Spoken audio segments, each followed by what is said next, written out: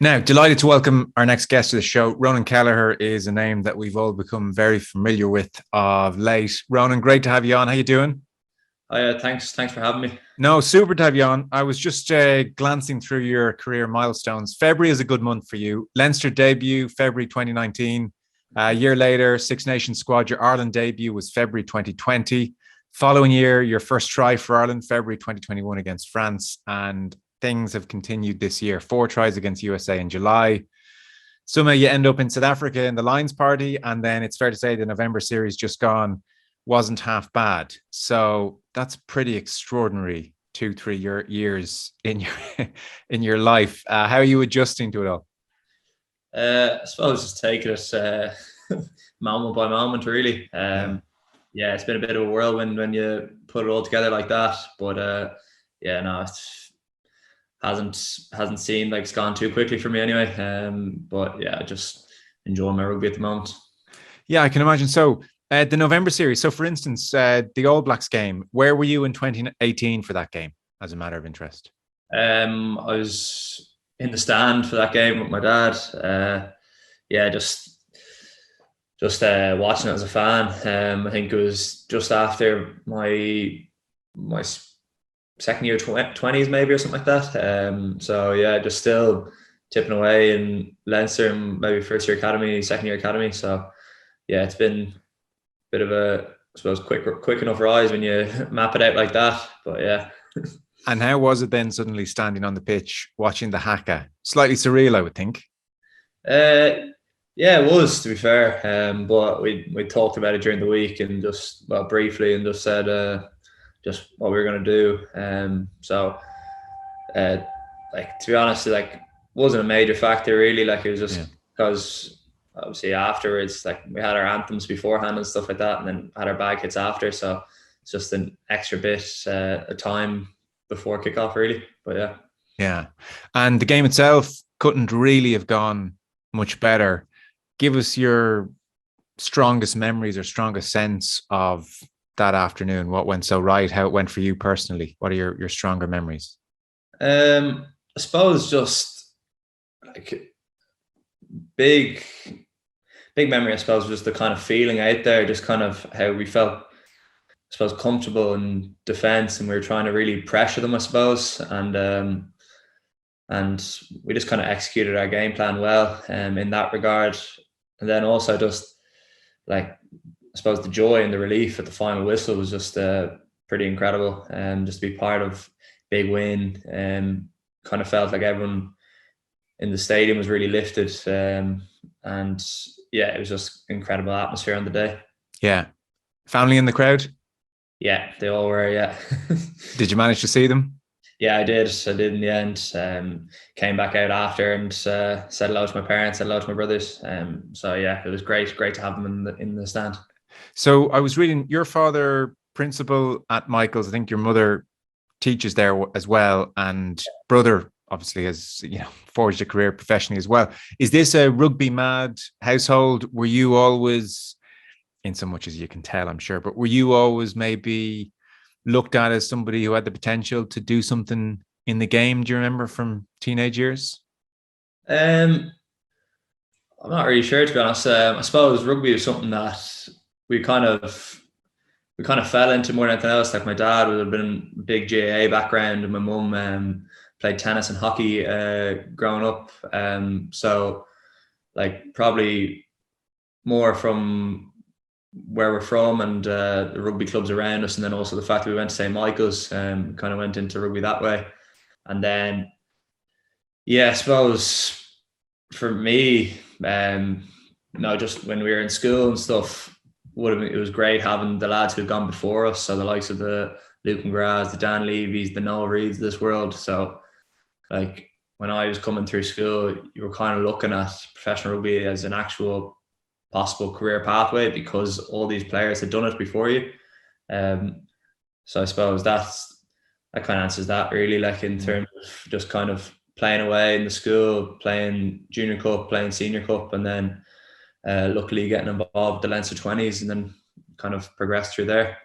How have you found the step up at each level? Initially playing with Leinster, and then Leinster in Europe, and then Ireland, and then All Blacks. Are you noticing, with each, I suppose, milestone, this is getting a bit faster. This is getting a bit, players a bit stronger, a bit smarter. You seem to have taken it all in your stride. In fairness, you haven't hit a wall yet where you thought, God, I'm in over my head here. It certainly doesn't look like it. Yeah, I suppose with each step you kind of take, you have to kind of increase the amount of preparation you do first, just to make sure that you're 100% ready. So actually, like, a good piece of advice I got when I was younger was from Dan Levy, just saying, like, just do your work early. So because then you can just bring intent with it. So that's something that, like, not just me, but everyone who's coming through Leinster or coming through Ireland, really just try to get your work done as early as possible, so you know exactly what you have to do, and then you can just apply intent with that. So that's just something that I think that upon each step that you take, you just kind of need to make sure that you're keeping on top of things that way and making sure that you're as best prepped as possible. So for you, getting your work done, I presume a big part of that is your throwing. Yeah. So it'd be throwing, then kind of looking at video on opposition in terms of how they attack, I suppose, off line out and stuff like that. And then obviously looking at opposition scrums as well, and then making sure that you know what their plan is and what you can implement in your plan to try and counteract that, or I suppose impose your game on them. So if you get a good week done and you're feeling good about all the work you've done, then the joy, I would presume, is unleashing the intent and really going at things with abandon. That's when you're motoring. Yeah, that's kind of it, really. Like, and there's plenty of parts in that as well.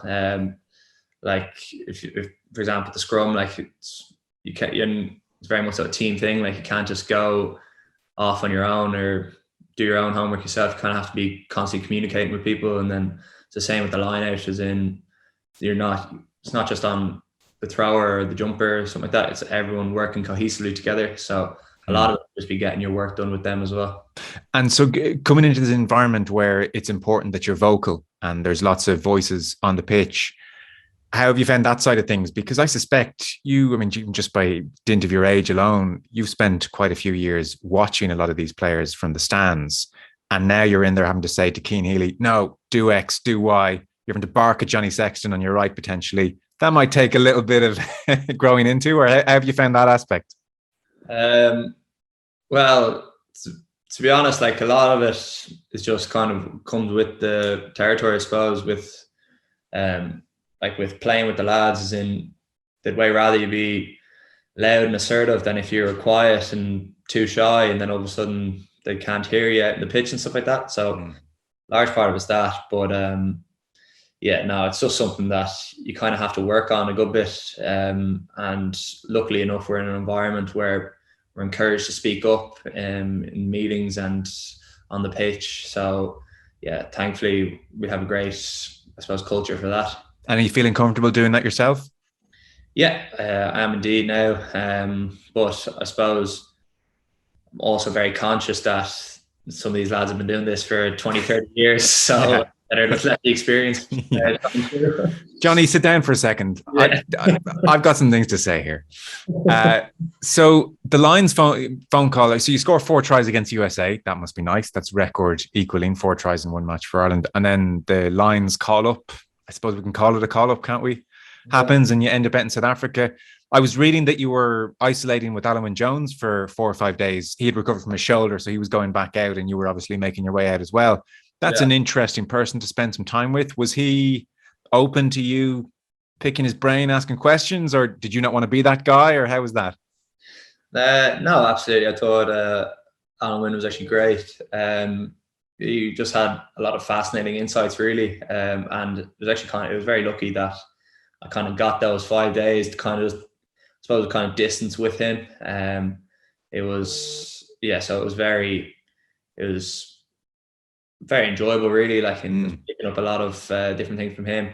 Like, one of the things I was most kind of shocked with, or kind of, I suppose, baffled by, was, I suppose, like, he's, considering his age, he was still one of the strongest, one of the fittest, and trained the hardest, like, and then just picking his brain on little different things in regards to recovery and his strength and conditioning, stuff like that, was just really, really good insight for, I suppose, a young player to get. And definitely something that I've taken with me. And it's interesting, I guess, to compare with other internationals. Were the things he was talking about with strength and recovery all very, very similar to what you'd been exposed to already, or were there a few nuggets in there? There was a few nuggets in there for sure.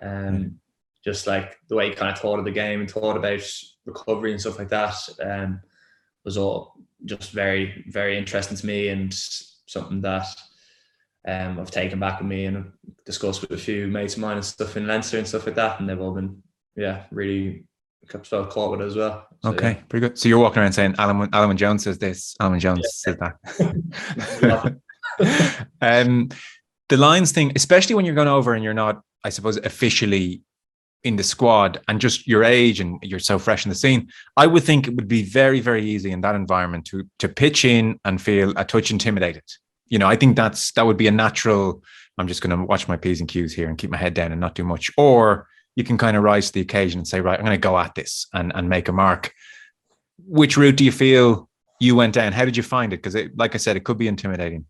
I suppose I was definitely thinking that beforehand, that like, geez, nervous enough before going over. But luckily enough, the squad was actually great. Everyone gelled really well, and I felt like they integrated me very quickly into the group. So I was kind of lucky I had those 10 days in Jersey, where I got to meet everyone and like get to gel with everyone a bit. So at least when I came back out the second time, it wasn't like I was meeting everyone for the first time. So I was able to pick up kind of where I left off.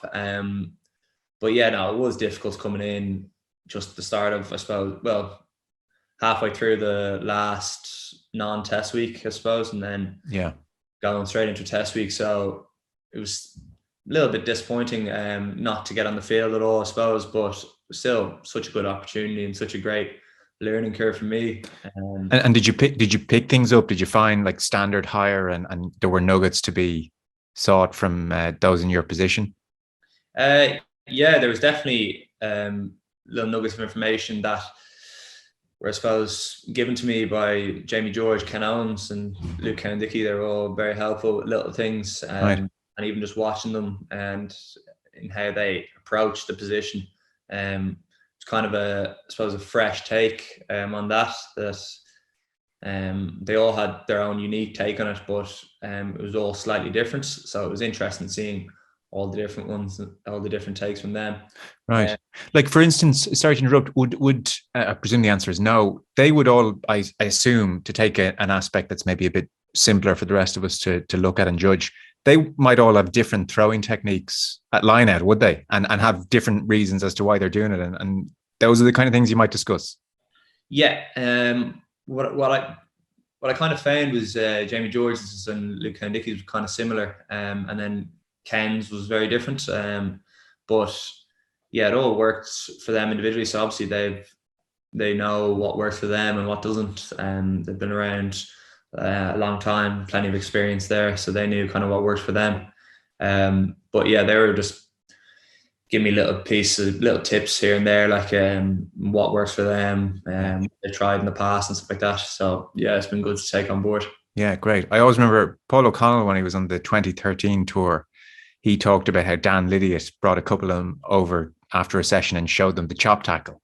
And I remember thinking that was a really generous thing to do. Like, I would have thought there'd be a degree of, yeah, look, we're mates for these 6 weeks, but like, I'm going to see you Six Nations. I'm not letting the secrets out. Yeah, I suppose like that might have been the case in the past, but I suppose now, like, everything in the summer was all just about winning that test series, and that little bit, those little things that helped, like, got that over the line and helped them win the test series. They were more than willing to do whatever it took to win. So I think there was a lot of sharing of information throughout. But yeah, it was great. It was great for me just to be involved. And obviously Rob McBride was there, and he's obviously our forwards coach in Leinster. So a lot of it there he was able to take on board, and he's been able to implement with me back here as well. Right, great. Well, listen, I'm sure it'll stand to you, and hopefully in Hopefully in a couple of years' time, you're out there again. So last one for me, Heineken Champions Cup gets underway a bit later in the season than we're all used to. Bath and then Montpellier for Leinster to get the ball rolling. I'm sure you're massively looking forward to this. I mean, fresh from November and the URC is great and everything, but there's a little bit of extra something in the air for European matches. You would have spent a long time watching European matches. Any particular memory of any big game or final that you were at down the years? Because you don't remember the dark pre-09 days, I would suspect. Yeah, I suppose my biggest standout memory is probably 2009 semi-final against Munster. That was probably the big one for me. Was actually at the game, and yeah, just fantastic occasion for Leinster. Just remember the intercepts underneath the sticks, and that kind of sealed the game. But yeah, no, it was great. And in terms of these games, like, they're the ones you want to play in. They're so similar to test match level, like no team's willing to roll over and die in Europe. Not that they are in the URC either, but like there's just something extra, bit of spice or something extra bit special about Europe. So yeah. Well, listen, congrats. It's been meteoric, really, rise over the last couple of years. Keep it going. And Ronan Kelleher, pleasure to have you on the show. Thanks so much. Cheers. Thanks very much, Joe. Appreciate it. Thank you.